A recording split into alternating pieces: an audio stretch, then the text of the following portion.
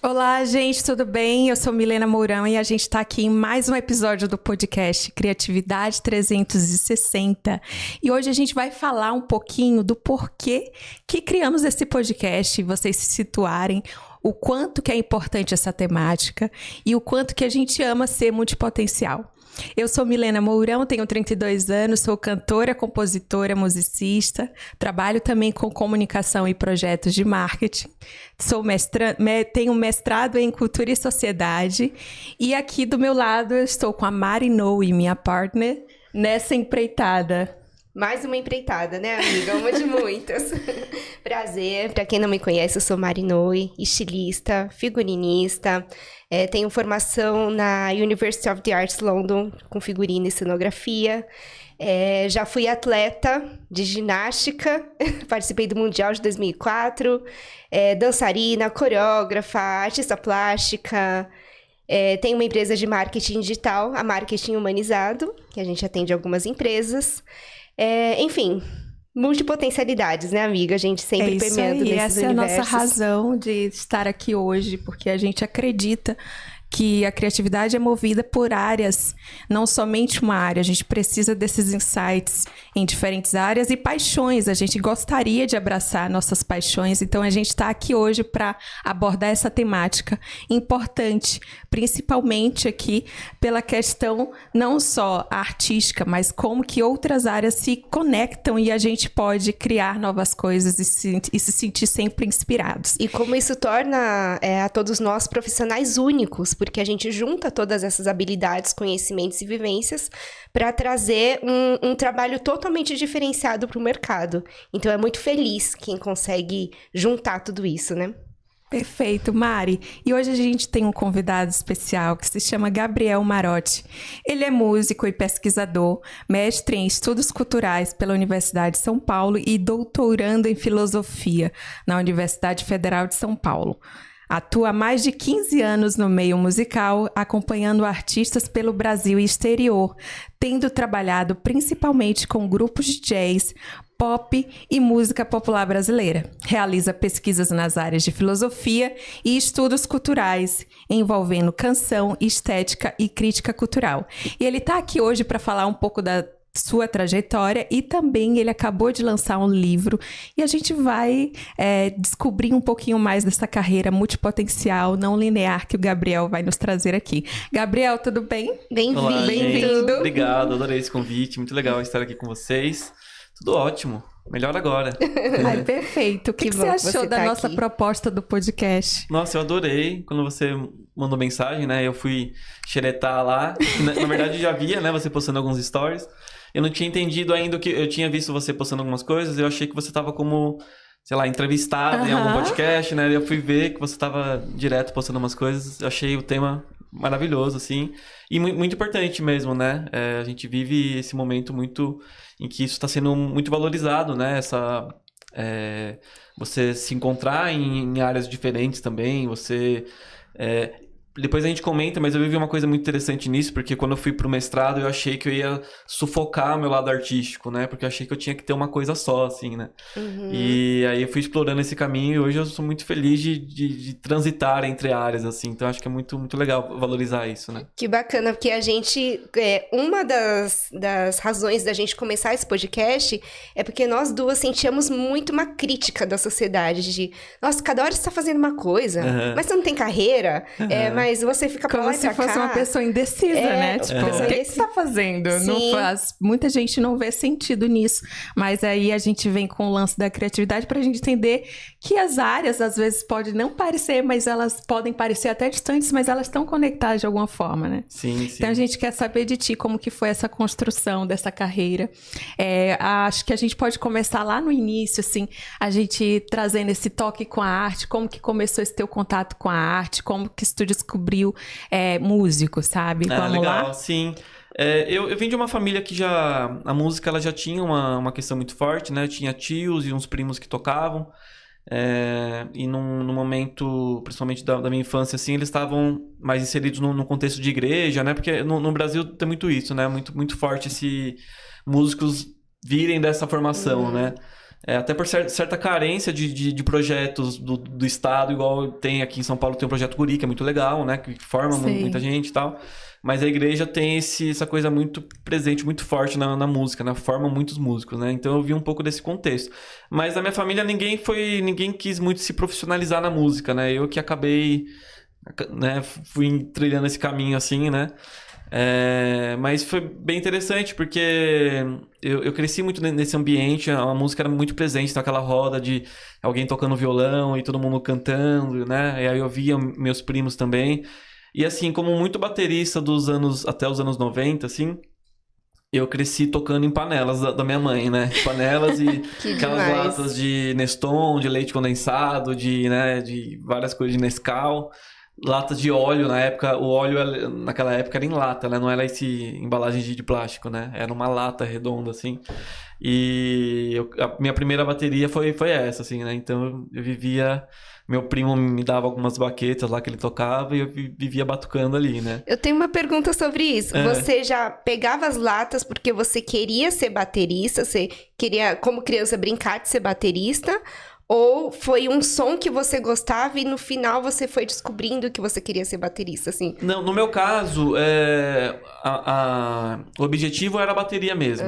Porque eu via, né, meu primo tocar na igreja, em algum lugar, e também acho que eu passei a assistir, né? E aí você quis montar a tua própria bateria. Então era uma forma de fantasiar, de interagir com a bateria, né? Era uma espécie, algo simbólico, digamos assim, que simbolizava, mas já a bateria. Que bacana. Então a minha ideia era essa, né? E aí o tempo foi passando, aí com, acho que uns 6 para 7 anos de idade, acho que uns 7, eu fui finalmente tocar na igreja mesmo, assim. Então, e aí teve essa primeira fase que eu sempre, até meus 20 anos mais ou menos, eu sempre toquei com pessoas mais velhas, né? Então, porque quando eu comecei na igreja com 7 anos, minha mãe tocava, minha mãe tinha uns 40 na época, né? E todo mundo tinha uma faixa de uns 40, né? E aí depois também quando eu passei a tocar em bares e tudo com 15 anos de idade, também era isso, sempre tocando com a galera que tinha 40 e poucos anos e tudo mais, né? Aí se a gente vai ficando mais velho, isso vai mudando, né? Hoje eu percebo que eu toco com gente mais nova do que eu. Já falo, tá sendo o contrário agora. Mas faz parte do processo, né? E como que foi esse desenvolvimento das tuas referências musicais que começou ali na igreja, os teus pais? Como que foi essa adolescência, assim? O que de referências musicais tu foi tendo, assim? Então, que tem um fator também, que ele foi até um pouco limitante, digamos, no meu caso, até um certo período, porque eu tocava na igreja, mas eu cresci em Caraguatatuba, né? No litoral norte de São Paulo.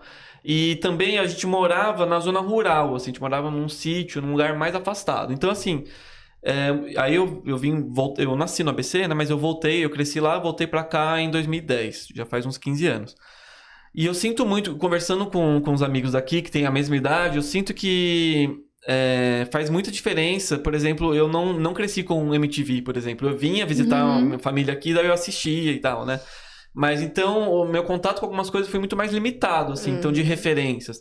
Então as referências na época, por um bom tempo, eram as coisas que tocava na igreja. Minha mãe tinha, sei lá, uns CDs da Renascer Praise, Aline Barros, algumas coisas assim. Eu ouvia aquelas coisas. E claro, músicas que tocavam na rádio. Minha família não era aquela família evangélica rigorosa, assim. Então a gente podia ouvir rádio, assistir a TV. Então eram os contatos que eu tinha, assim, né?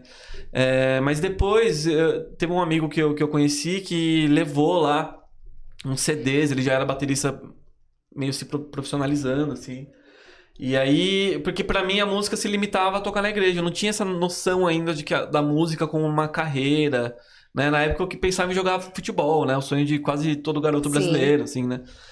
Mas aí esse rapaz me abriu, assim, porque eu vi que fora das 4 paredes da igreja tinha um universo musical de carreira e tudo mais, né? De músicos que trabalhavam gravando, acompanhando artistas, que davam aula.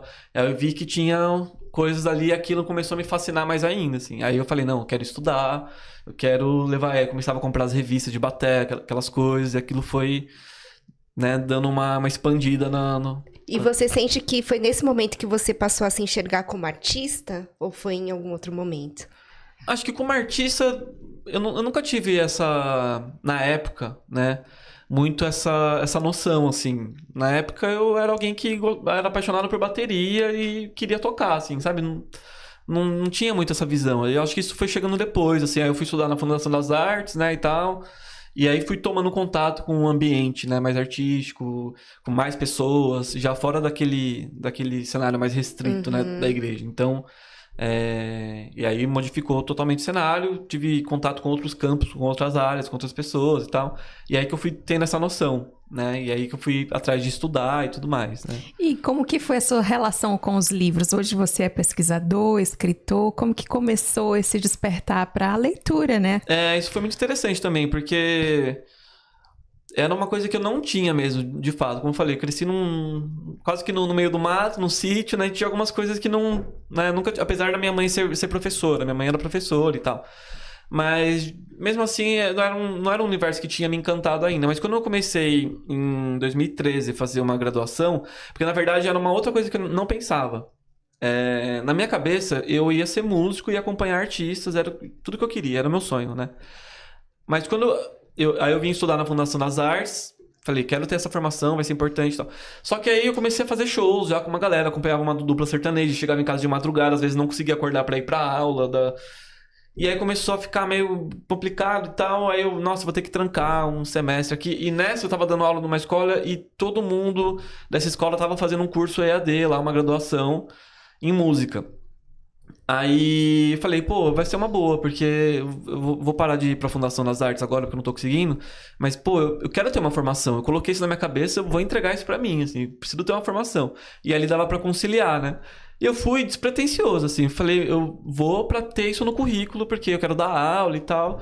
E aí foi muito doido, porque foi aí que eu comecei como eu fiz licenciatura, né? Então não era aquela... O bacharelado, ele é mais voltado mesmo pra, né? Mas a licenciatura é voltada para você dar aula, então tinha outras disciplinas também, né?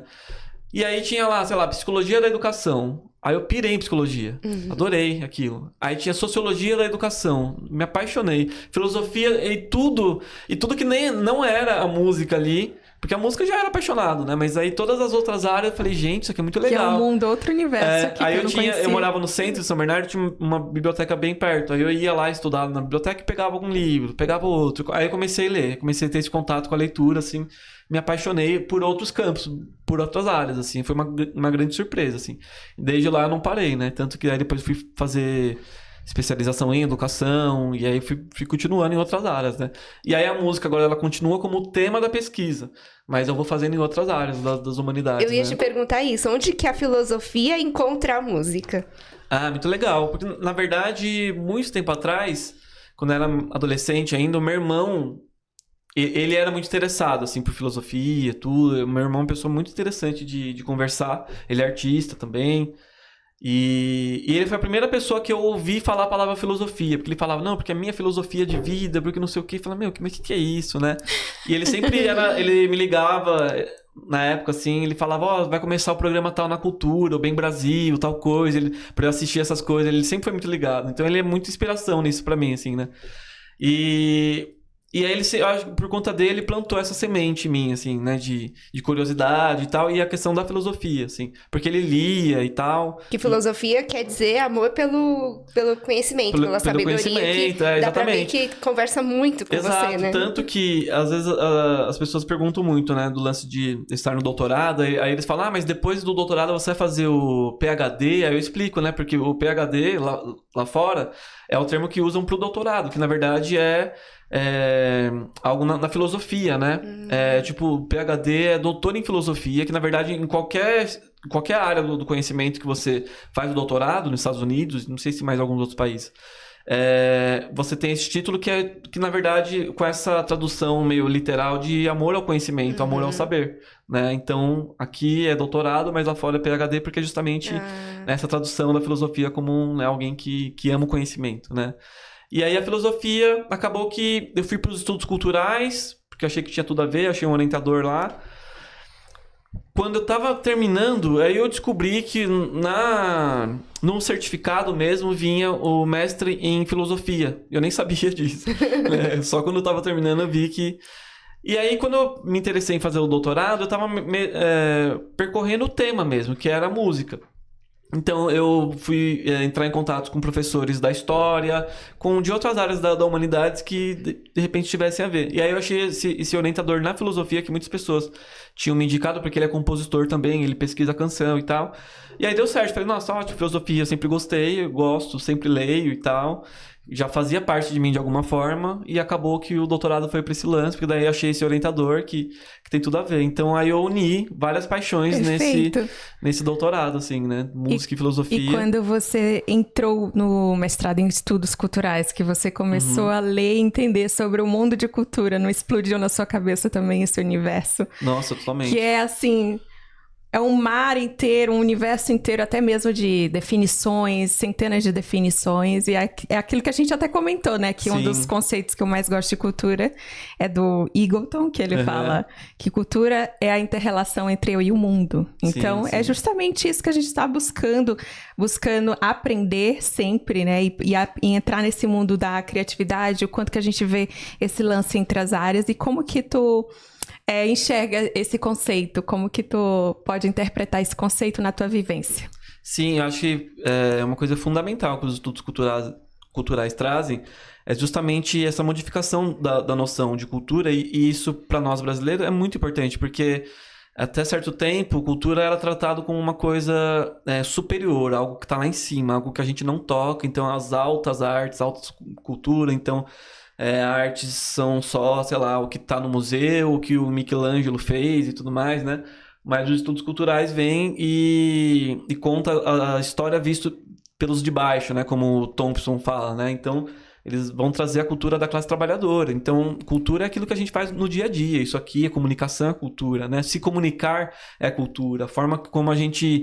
estende a roupa no varal, a gente criou um jeito, um mecanismo de colocar o pregador, e tudo isso é parte da cultura, né? Então, nós somos produtores de cultura o tempo todo, né? Nós fazemos parte dela. Então, não é algo que tá em algum lugar, eu vou lá e acesso por algum momento, passo na frente. Não, nós produzimos cultura. Então, é algo fundamental, assim, tanto no que eu faço como pesquisa, como eu faço como músico também, na música popular. Meu estudo é sempre sobre canção popular. Esse lugar de potência que é a canção brasileira no Brasil, né? Ou seja, a gente pensar também esse contexto de, até certo ponto, você tinha uma baixa escolaridade, um baixo letramento no Brasil, e a canção, ela foi ocupando essas frestas, né? Então, levar um pensamento através da oralidade também, né? Então, e a canção tem uma coisa muito, muito curiosa no Brasil, que é muitos poetas, escritores migraram para a canção também, então tem esse flerte dos compositores com a literatura também. Então foi uma forma de levar a literatura para os ouvidos dos brasileiros, né? Então acho que tem tudo a ver com esse conceito mais alargado de cultura, né? Que é uma coisa que o Gil também trabalha, que eu comento no livro também, né? Ah, interessante. Bacana. Antes de entrar no livro, eu queria só fazer um parênteses, vocês falando de cultura, e eu lembrei muito que você falou que a cultura é o que nós vivemos e o que nós produzimos, né, Sim. como população.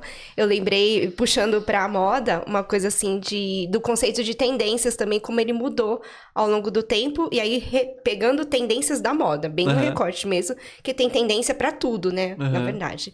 Mas antigamente a tendência era de cima para baixo. Por exemplo, a rainha Maria Antonieta usava um cabelo no estilo tal, e aí isso cascateava para todas as classes sociais, até o povo mesmo querer copiar do jeito que eles conseguiam copiar o penteado dela. E de uns tempos para cá é muito inverso. Por exemplo, o que a gente vê nas semanas de moda de Nova York, de Milão, é o que 2, 3 anos antes, a população mostrou que era a tendência do que eles gostariam num breve futuro, e isso vai depois pegando as outras classes até chegar na alta costura.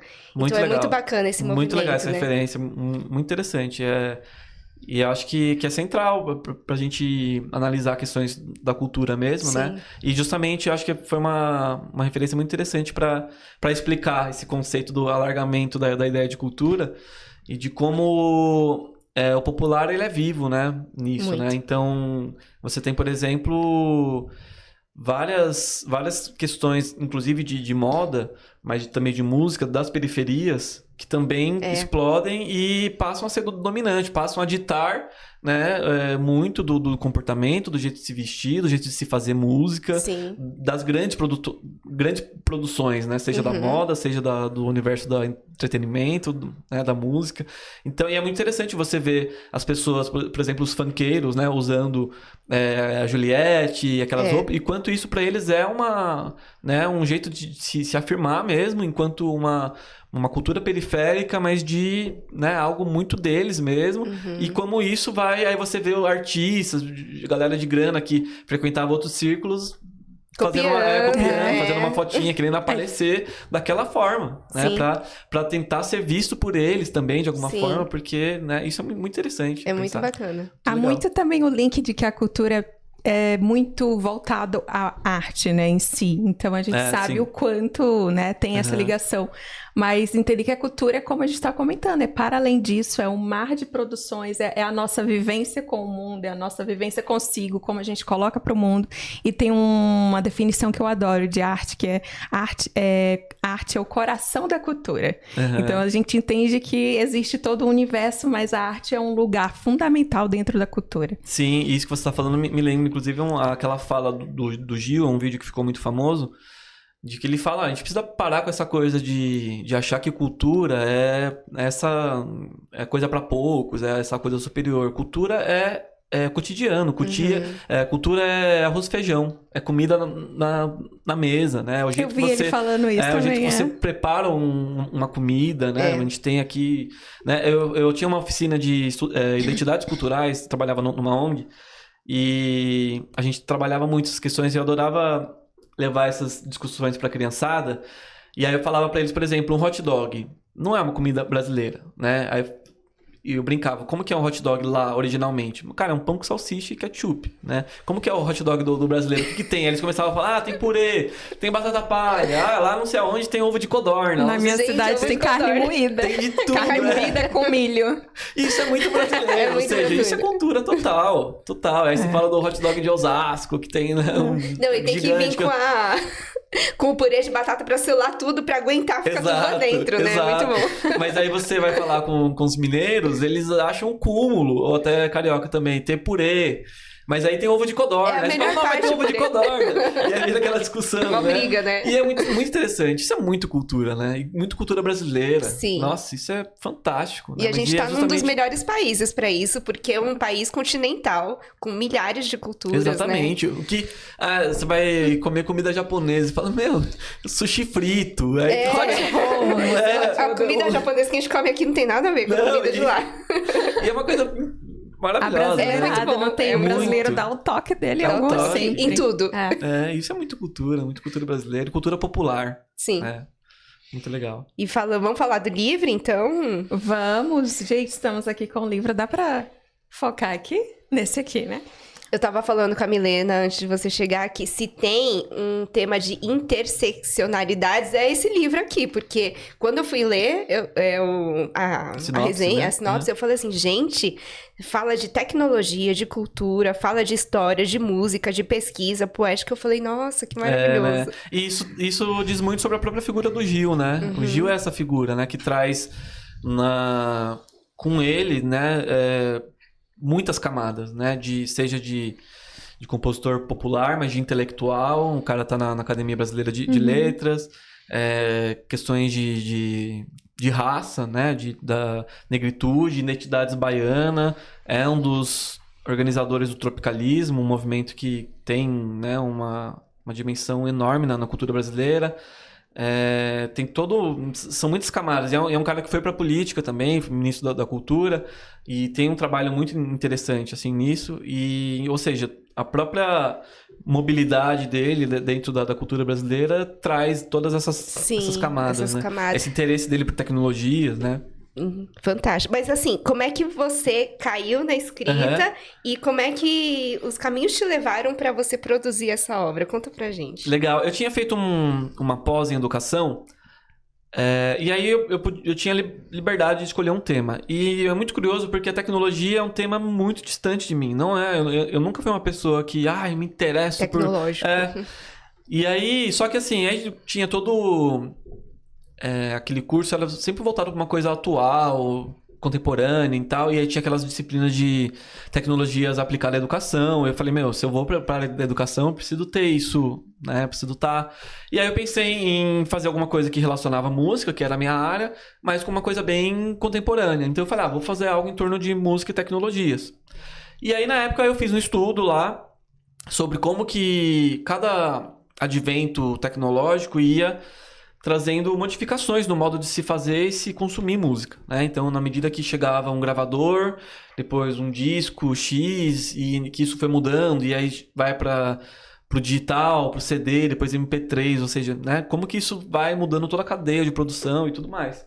E acabou que quando eu terminei aquele trabalho, eu gostei muito do tema. Eu falei, nossa, que legal. E aí ficou com aquele tédio. Nossa, que saco. Não queria ter parado, né? Gostei disso. E eu falei, vou pro mestrado, vou fazer alguma coisa nesse sentido, né? E aí acabou que eu percebi que tinha algumas canções que falavam sobre tecnologia. E eu falei, como eu já fiz esse estudo aqui, eu posso fazer alguma coisa com esse tema mais diferente. Eu posso analisar canções que falam sobre tecnologia. Aí eu comecei a criar uma playlist, assim, fazer um repertório. E colocava muitas coisas ali. Então veio o Pitch, né? Aquela admirável chip novo, né? Equalize também. Titãs. Muitas coisas. Racionais, que fala sobre o microfone, sobre o rádio, enfim, várias coisas. Veio vários artistas. Paulinho da Viola, muitas coisas assim, diferentes. Do samba, do rap, do rock, muitas coisas. E aí eu comecei a ver que o Gil era recorrente, assim. Entrava uma música dele, falei, nossa, que interessante o cara falando disso. Sobre parabólica, daqui a pouco uma música, nossa, falando sobre internet. E aí eu comecei a ver que tinha vários temas e ele começou a entrar muito nessa playlist. E aí eu falei, opa, peraí, tá chamando muita atenção isso aqui, porque geralmente essas coisas das tecnologias na obra de alguém era uma coisa dispersa. Né? Uma coisa que, vou falar dessa parada aqui, mas de uma forma, na verdade, o cara tava falando sobre amor, sobre alguma outra coisa, e de repente atravessa aquele tema ali, né? E aí o Gil, eu vi que tinha uma coisa, ele realmente parava pra falar sobre isso de uma forma que ninguém mais estava fazendo. E aí eu comecei a levantar, assim, comecei a procurar, entrei no site dele disco por disco, lendo todas as letras, assim, e são muitos discos. E comecei a procurar, né, palavras-chave, assim, e comecei a descobrir que tinha uma coisa muito interessante ali, né? Toda uma obra voltada... claro que ao longo, né, de vários discos e tal, mas eu comecei a perceber que não era uma coisa tão dispersa, assim, que tinha um interesse dele tinha um pela interesse muito grande e é uma coisa muito curiosa, porque se a gente vai falar de tecnologias hoje, se eu pedir para vocês fazer um fio, uma linha do tempo sobre as invenções, então, seja, sei lá, o primeiro computador, o telefone, o trem, o liquidificador, sei lá, qualquer coisa, provavelmente todos nós, né, a gente coloca a inteligência artificial agora, né? Porque a gente tá lidando com ela agora, né? ChatGPT, essas coisas todas, a gente tá lidando com isso agora. No Gil, isso aparece nos anos 60, né? A inteligência artificial. Porque as primeiras músicas que ele compõe sobre tecnologias, ele tá falando sobre inteligência artificial ali em 67, 69. Então, isso me chamou muita atenção. Falei, nossa, que doideira, né? Esse cara tá falando disso. E aí eu criei um projeto de pesquisa em torno disso, assim, e aí foi muito interessante, porque aí eu comecei a ver que ele também leva isso para o Ministério da Cultura e ele tem todo um trabalho assim em relação a democratizar, né, as redes, em fazer então, por exemplo, você tem um trabalho do ponto de cultura que tem muito a ver com essa discussão que a gente fez sobre alargar o conceito, né, de cultura, porque até então o Estado ele tinha uma visão quase que de erudita, mas também autoritária de cultura. Ou seja, nós temos os recursos, a gente libera e vocês fazem cultura. Eles detêm a cultura, né? Então a cultura tá aqui. Escolhem que área, que exatamente. caminho, né? E aí, com as novas políticas, assim, o ponto de cultura é muito interessante, porque o que ele faz? O Estado não cria nada, ele só reconhece. Então tinha uma comunidade quilombola que faz um trabalho muito interessante, uma ONG ali que tem um cara que é mestre de capoeira ali que faz um trabalho super interessante. Então ele foi pegando várias coisas, então essas entidades, essas organizações entravam no programa, se reconheciam como um ponto de cultura, eram reconhecidos. E aí eles ganhavam um recurso que já vinha com todo um kit multimídia, com CD, com estúdio, câmera para fazer o que hoje a gente, né, entende como um podcast, por exemplo, mas antes que era registrar, se comunicar e criar essas teias, né, de comunicação entre esses territórios e tudo mais, né? Então, assim, para a época isso era muito interessante, né? Foi muito... E isso é um alargamento do conceito de cultura, né? Também. E então, um registro dessa cultura também, né? Exatamente. E tem muito a ver com a própria música que ele fez lá em 96. Gil foi o cara pioneiro na internet também, né? Ele lançou a primeira música online no Brasil, né? A música pela internet. Que demais, gente. A música pela internet ele lançou ao vivo via internet, tocando com banda ali, em 96... Um ano depois que a internet teve a liberação para o uso comercial, né, no Brasil, né? Então ele foi também o primeiro artista a ter seu site lançado, assim. E aí você pensa, isso em 96, que ele estava falando, né, criar meu website, fazer minha homepage, e ele estava falando realmente de se conectar com diferentes grupos, se conectar com o Japão, com um grupo ali, um grupo aqui, e de alguma forma é tudo que reaparece nele ministro, nas culturas. Então é pensar de como na obra dele ele já estava criando essa subjetividade que ele vai depois tentar materializar ali, né? Então é muito interessante essa trajetória dele com esse tema de comunicação, tecnologia e tudo mais. Nossa, incrível. Eu tô voando aqui, gente. Estamos caminhando por vários, assim, vindo várias perguntas, mas é incrível como o Gilberto Gil, ele conseguiu ser, vamos dizer, ele tem esse lado muito orgânico da comunicação dele, né? Sim. A arte dele. A arte é pura comunicação. Exatamente. Então, ele tá usando esses canais, não só como a música, mas as tecnologias, para chegar, mas o principal ele já tem, que é justamente esse canal de comunicação que ele tem com a música, né? Sim, totalmente. Incrível. Sim. Nossa, maravilhoso. Eu tô meio ao contrário de você. Eu tô tão imersa que eu não tô nem pensando nas perguntas que eu vou fazer. Eu fiquei assim, eu falei, gente, que delícia. Não, tem vários canais aqui. Acho que daria vários podcasts até pra gente ir adentrando. Mas é e isso. antes de você... quando você fez ali a graduação, né? A licenciatura em música. Você começou logo a lecionar a partir dali? Como que foi essa parte de lecionar pra você? Então, foi bem interessante também, porque eu comecei a dar aula de bateria e aí por um tempo eu fui dando aula de instrumento e tal e me apaixonei também, gostei muito, dei aula por vários anos, só que chegou num momento que foi justamente eu tava me apaixonando por outras áreas e tal, que começou a bater falando, gente, eu quero dar aula pra turmas, eu não tô mais aguentando ficar na sala com uma pessoa ali falando sobre bateria, eu quero falar sobre cultura, sobre outras coisas, e aí em 2021 eu fui contratado numa ONG e aí eu fui trabalhar com turmas, me realizei, assim, foi incrível, assim, turmas de 7 a 17 anos, assim. Nossa. Foi incrível, assim, porque daí eu criei, me deram essa carta branca pra eu criar o que eu quisesse ali, aí eu criei uma oficina de identidades culturais e também tinha uma de território de juventude, que daí a gente ia porque a ONG fica ali na divisa de São Bernardo com Diadema. E a gente ia pro território deles ali em Diadema, na comunidade que eles viviam, a gente fazia registros, a gente fazia pesquisa sobre aquilo, discutia aquilo, a gente fazia passeio, a gente foi no Museu das Favelas. Então, a gente fez um trabalho muito interessante, assim, ali eu me realizei e aí eu continuo, né? Agora esse semestre eu tenho o estágio, né? Docente, então eu vou dar umas aulas ali na graduação, na Unifesp, junto com o professor. E eu tô me apaixonando, eu gosto, assim, da educação também, gosto bastante. E como que você vê esse canal da arte para lecionar e transformar pessoas? Fantástico, porque acabei de ter nesse semestre passado uma disciplina com o Vladimir Safatli na USP. E era justamente sobre a estética como um campo de disputa para a emancipação social, né? De você pensar a estética como um campo onde a arte pode tocar as pessoas e mudar, né, a forma de pensar. Então você tem essa questão da forma artística como algo que pode impulsionar novas formas de se organizar politicamente e culturalmente. Então acho que é muito chave. A arte ela sempre traz referência, ela traz um termômetro também da sociedade, de para onde está indo o pensamento, né? Se as pessoas estão indo mais para esse lado, para o outro. Reflexo ali aqui.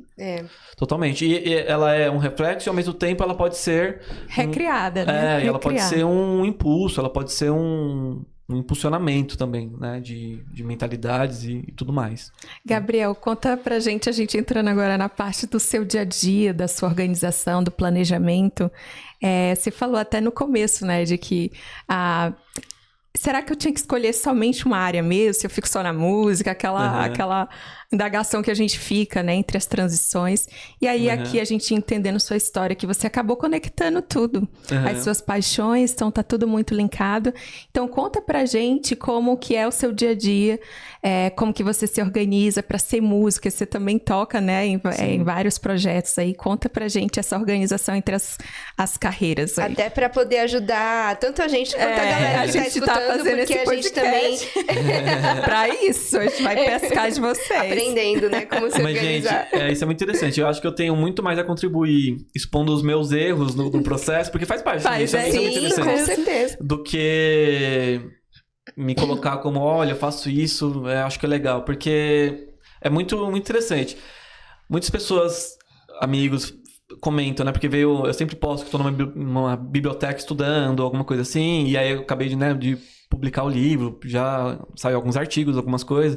E todo mundo, nossa, que legal, você é muito organizado, como que você consegue ser disciplinado, não sei o quê. E aí eu falo, nossa, não sei se eu sou tanto assim. Porque na verdade eu sou caótico, eu sou muito caótico.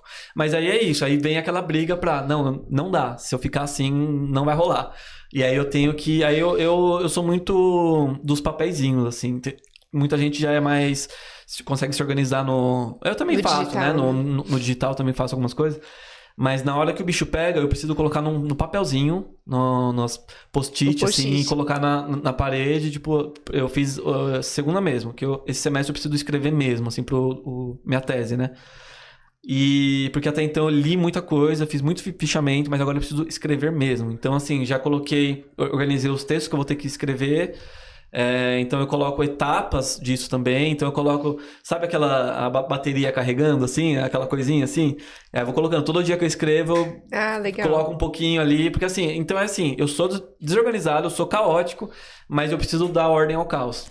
Porque senão as coisas não saem. Aí eu saio... aquela força da responsabilidade no meio. Vamos Exato, conseguir. bate o prazo, bate alguma coisa, eu preciso entregar e aí vai sair. Aí eu começo a me organizar. Não, vou... E aí quando precisa, por exemplo, eu tenho uma flexibilidade porque eu estudo em casa, né? Eu tenho bolsa de pesquisa, eu estudo em casa praticamente. Mas tem dia que eu percebo, cara, se eu ficar em casa, eu vou ficar aqui, ó, celular e a roupa na máquina, não sei o que, sabe? Interfone toca. Aí eu falo, não, hoje não. Então aí eu pego as coisas e vou pra biblioteca.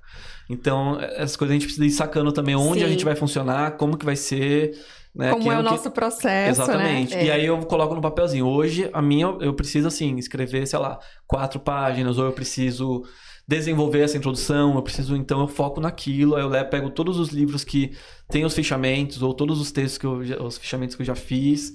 Então, é isso. Então, eu tô sempre nessa relação entre caos e organização, né? Mas faz parte. Eu super me identifico. Eu também sou assim.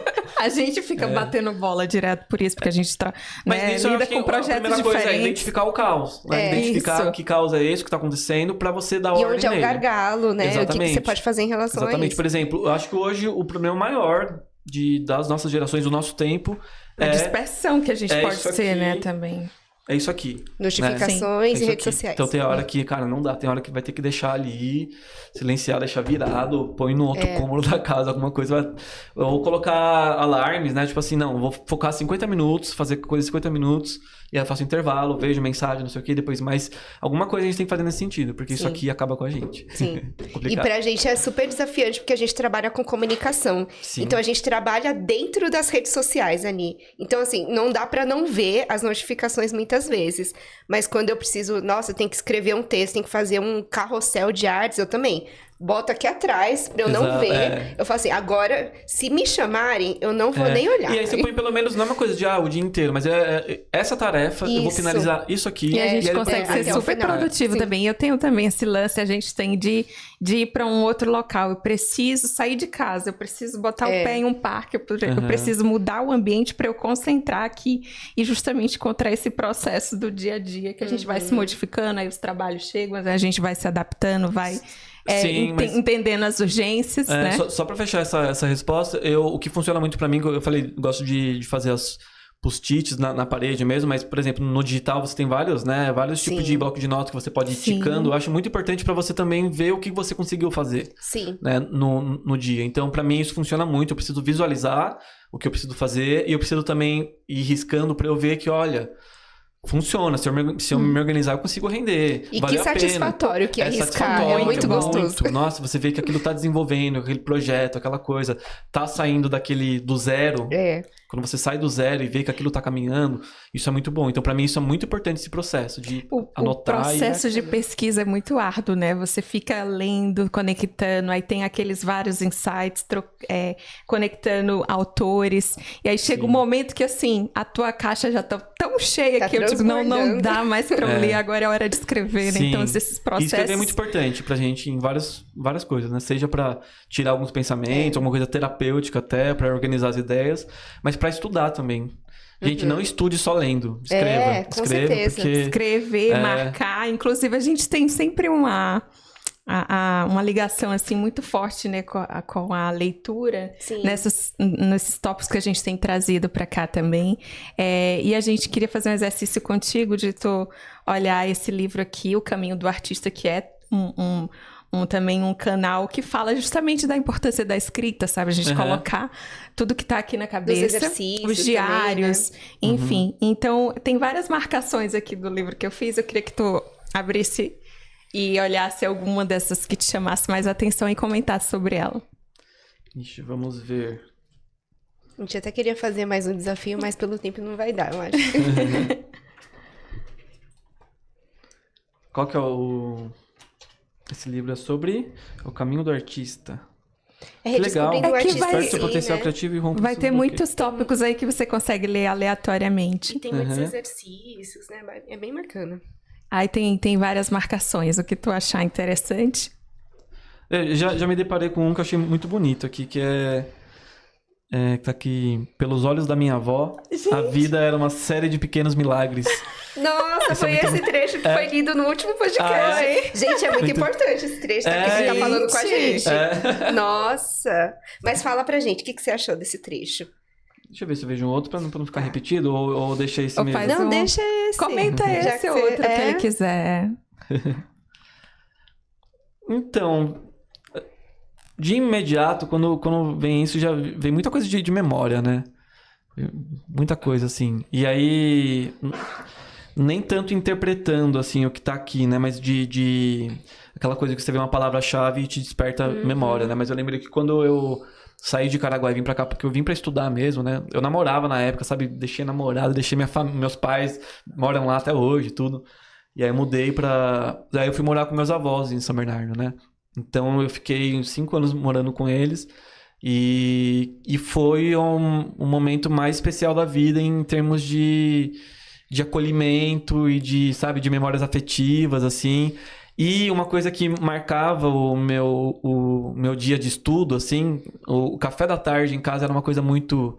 né? E aí eu tava estudando e tal, aí dava umas 5 e pouco da tarde, eu começava a ouvir o som das xícaras, que era minha avó já terminando de preparar gente, o café. que E aí eu gostoso. saía pra buscar pão e tal, então aquilo era o desfecho do meu dia de estudo, assim, então... É um momento não é nem muito interpretando a frase, reconfortante, né? mas me veio muito isso. Aí eu fiquei pensando que tinha muito isso aos olhos do meu avô e da minha avó. O meu avô, ele era um senhorzinho que ele adorava as coisas... Ao contrário de mim, ele adorava as coisas tecnológicas. Olha. Só que ele não dominava muito. Então ele tinha Facebook, ele tinha dificuldade, mas ele ficava vendo. E aí tudo que aparecia de mim no Facebook dele, ele ia comentar: esse é meu netinho, que que estuda o dia fofo. inteiro, que não sei o que, ele tá fazendo. Ele fazia uma minha biografia lá.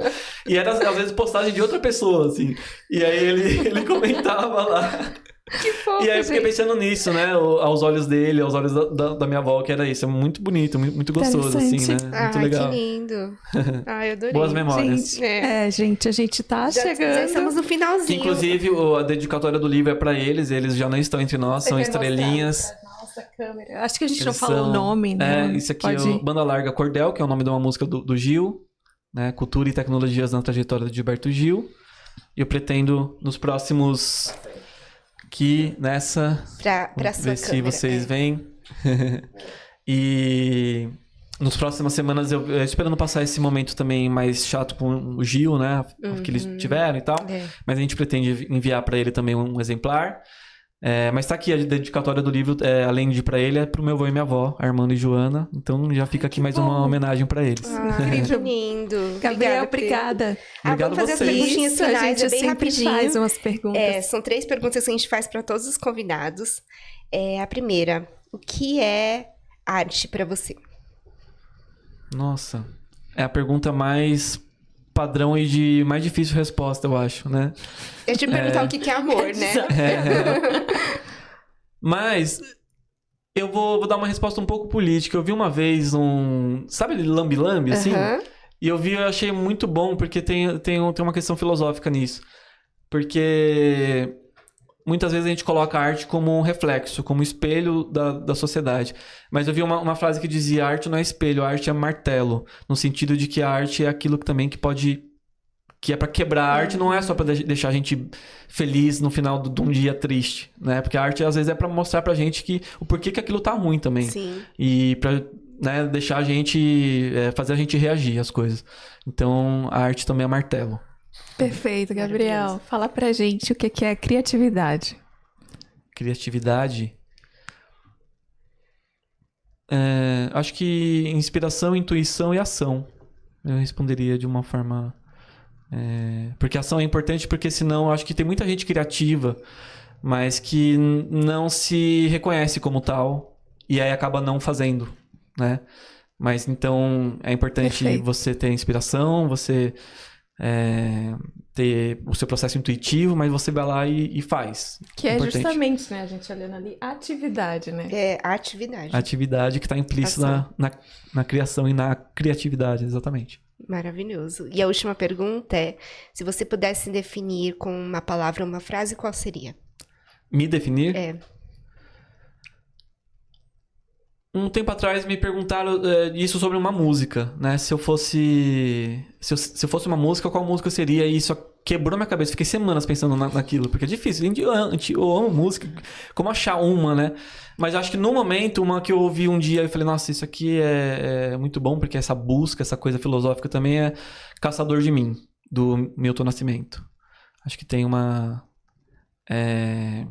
esse caminho que a gente trilha, buscando as coisas, mas na verdade a gente está buscando nós mesmos também e nos compreender. Acho que essa música corresponde a esse momento. Ai, muito bom, Amém. Gabriel. Muito obrigada por vir aceitar Eu que o agradeço. convite. A gente, mais uma vez, pescando novos saberes aqui. E é um papo maravilhoso. Pena que a gente tem um tempo limitado, mas ficaria também horas aqui conversando. Sim, eu ainda O gostaria de tempo é fazer limitado, uma mas a criação última. não. Uma última pergunta pra gente finalizar. Gabriel, dá uma mensagem pra quem gostaria de não ser só músico, artista ou qualquer área criativa.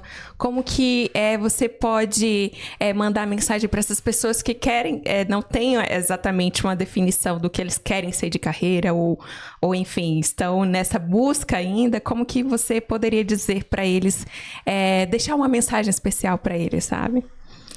Eu acho que eu insisto nessa questão de... Porque às vezes a gente fica tão bombardeado de informação e de pensamentos que isso mais nos imobiliza do que qualquer outra coisa, né? Então, mais do que ficar pensando e falar: não, eu quero exatamente isso, ou eu sou apaixonado exatamente por isso e tal, mas a gente precisa fazer, a gente precisa ir fazer, acreditar, porque também não achar que a gente tem que fazer só coisa muito grande, né? Porque a coisa se torna grande na medida que você vai fazendo coisas pequenas e ela vai crescendo, né? Eu acho que é isso. Por menor que seja, vai lá e faz, acredita, e se é uma coisa que você acha interessante e tal, tem que iniciar o processo e fazer, né? Se isso vai ser grande ou não, é uma questão posterior. E quem vai avaliar isso é você também. Não precisa deixar pro outro, né, te dar esse reconhecimento, se isso é grande, se isso é legal, se não é. Porque pessoa pra criticar também sempre vai ter. Mas faz, porque a gente vai se arrepender de não ter feito no fim das contas, né? Então vai lá e faz. Legal. Maravilhoso. Gente, muito obrigada. Gabriel, tu quer deixar tuas redes sociais aqui para o pessoal? O Instagram que eu mais uso é gabrielmarotti.música. Marotti com 2 TI. gabrielmarotti.música. E onde o pessoal pode achar teu livro também? Legal. Comprar? Inclusive, um agradecimento à editora Letra e Voz. Vocês podem encontrar no site da própria editora, mas também tá na Amazon, tá na livraria Martins Fontes também, no site. E tá por aí. E também tem uns lançamentos, dia 8 de agosto em Santo André, na Praieira. E é isso, gente. Obrigado pelo espaço e parabéns pelo espaço aqui, pelo projeto de vocês, que é maravilhoso. Parabéns. Obrigada mesmo por ter contribuído. Legal. Gente, chegamos ao final do episódio. Aqui. Se inscrevam aqui no canal para vocês ficarem sempre por dentro. A gente também tem postado vários recortes no nosso Instagram, que é Criatividade 360. Pode Criatividade 360. E também estamos no Spotify, hein, gente? Segue a gente lá, salva e acompanha a gente não só no Instagram. Tá bom, gente? Muito obrigada. E até a próxima. Tchau, tchau.